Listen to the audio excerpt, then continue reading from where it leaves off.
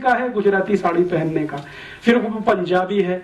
तो ऐसे अगर 8-10 राज्यों के मैं नाम लूं और आपसे कहूं कि देखो ये गुजराती साड़ी है, ये मराठी साड़ी है, ये बंगाली है, ये आसामी है, ये मणिपुरी है, ये आदि आदि इस तरह की साड़ियां हैं, तो ये जो अलग अलग तरीके हैं साड़ियों को पहनने के, ये है संस्कृति। और ये जो साड़ी है वो है सभ्यता।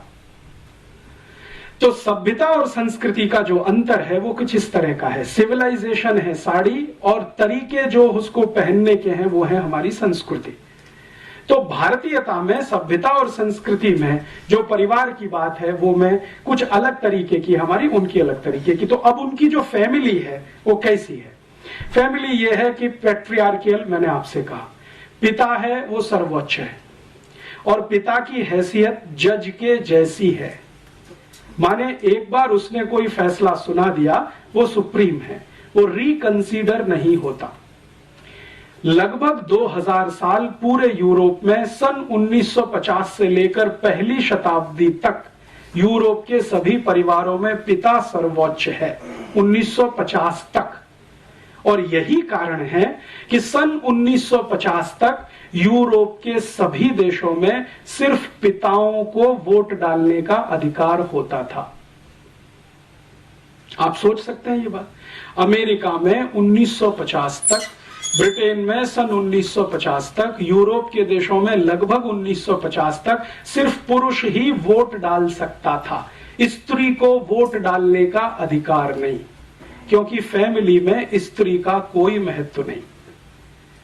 पितृसत्तात्मक सत्ता, पैट्रियार्कियल जिसको हम कहते हैं, उनके शब्दों में वो है। और इससे भी आगे चलें तो यूरोप के दस्तावेज बताते हैं कि सन 1950 तक यूरोप और अमेरिका की किसी बैंक में महिला को खाता खोलने का अधिकार नहीं, बैंक अकाउंट ओपन करने का राइट नहीं, अप टू 1950। तो महिलाओं को वोट डालने के अधिकार मिलने चाहिए और महिलाओं को बैंक में खाता खोलने का अधिकार मिलना चाहिए। इस पर एक जबरदस्त आंदोलन शुरू हुआ फ्रांस से, और उस आंदोलन की नेत्री थी सिमोन द बोवार। और उसका सबसे बड़ा नारा था कि जो पुरुष को अधिकार है वोट देने का, बैंक अकाउंट खोलने का, संपत्ति का मालिक होने का, वो अधिकार महिलाओं को मिलना चाहिए। और ये आंदोलन बहुत लंबे समय तक चला। ज्यों पाल सार्त्र, जो बहुत बड़ा फिलोसोफर माना जाता है फ्रांस का और अभी यूरोप का, सिमोन द बोवार जो उसकी सहयोगी थी, इन लोगों ने मिलकर ये बहुत बड़ा कैंपेन स्टार्ट किया जिसको फेमिनिज्म माना जाता है या फेमिनिज्म मूवमेंट कहा जाता है। स्त्री मुक्ति आंदोलन जैसा हम उसका भाषांतर भारत में करते हैं। स्त्री को मुक्ति किससे? इस व्यवस्था से जिसमें उसको वोट देने का अधिकार नहीं है, बैंक अकाउंट खोलने का अधिकार नहीं है, संपत्ति का अधिकार नहीं है।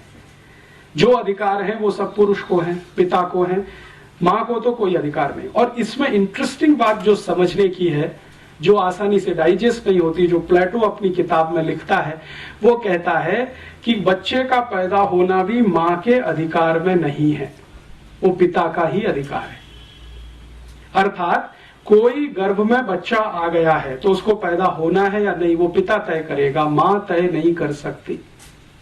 जन्म देना है नहीं देना है उसके पति पर निर्भर है, पत्नी कुछ उसमें हाँ ना नहीं कह सकती, ये अधिकार नहीं है। और रूसो जो मॉडर्न फिलोसोफर माना गया है, उसके 5 बच्चे हुए, पांचों के बारे में वो अपनी ऑटोबायोग्राफी में लिखता है कि मेरा फैसला था, पत्नी का नहीं। और फिर उसको कहा गया कि ये गलत है या सही है, तो उसने कहा 2000 साल की परंपरा है और मैंने उसको निभाया। तो ये वहां की व्यवस्था है। तो पिता है, पुरुष है, मुख्य है, परिवार का मुखिया है, कुलपति है, कुलपिता है, जो कहना चाहिए। अभी जो तय करेगा वही तय करेगा, माता कुछ तय नहीं कर सकती। और इससे भी आगे यूरोप के सभी गांवों में, अब शहरों में थोड़ा ये बंद हुआ है पिछले 50 साल से, यूरोप के गांवों में आज भी बहुत सारी जनजातियां हैं जिनको यूरोप में आदिवासी कहा जाता है। वहां अभी भी यही है, पिछले 50 वर्षों में वहां नहीं कुछ बदला है।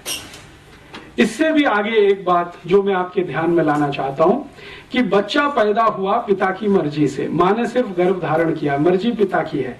अब और सामान्य रूप से यूरोप में 2000 साल की एक परंपरा है कि बच्चे जितने पैदा हों उसमें से 3/4 को लावारिस छोड़ा जाए, एबेंडन्ड चाइल्ड।